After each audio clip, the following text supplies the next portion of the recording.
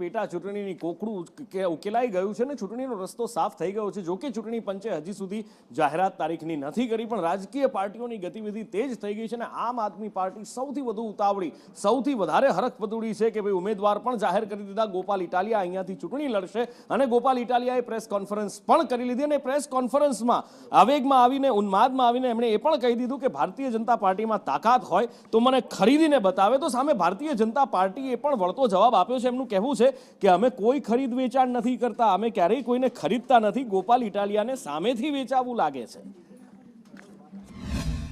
કે ગુજરાતમાં ભાજપ એમ માને છે કે ભાજપ ધારશે અને ખરીદી લેશે, ભાજપ ધારે એને ડરાવે, ભાજપ ધારે એને પક્ષ પલટો કરાવે, ભાજપ ધારે એને પૈસાથી ફોડી નાખે. મારી ગુજરાતના ભાજપના તમામ માણસોને ચેલેન્જ છે કે ગુજરાતમાં કોઈ ભાજપની અંદર માયનો લાલ હોય તો આ ગોપાલભાઈ ઇટાલિયાને તોડી ફોડી ડરાવી કે ખરીદી બતાવે. હું જોઉં છું કે કોણ છે એ. કોઈને ખરીદતું નથી અને ખરીદ ફરોખ એ ભારતીય જનતા પાર્ટીનો ધંધો નથી.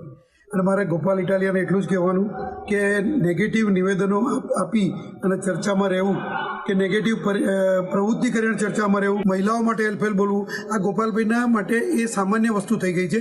એટલા જ માટે કદાચ 2022ની ચૂંટણીમાં એમના જ પક્ષે એમને ગુજરાત પ્રદેશના પ્રમુખ તરીકે પાણીચું આપી અને ઈસુદાનને મૂક્યા હતા. એ ગોપાલભાઈ કદાચ ભૂલી ગયા લાગે છે. બીજું કે આ પરિસ્થિતિમાં ગોપાલભાઈ એવું કહી રહ્યા છે કે ભાજપ મને ખરીદીને બતાવે, એટલે પોતાની જાતને વેચાવું છે તો સાબિત એમણે કરી દીધું.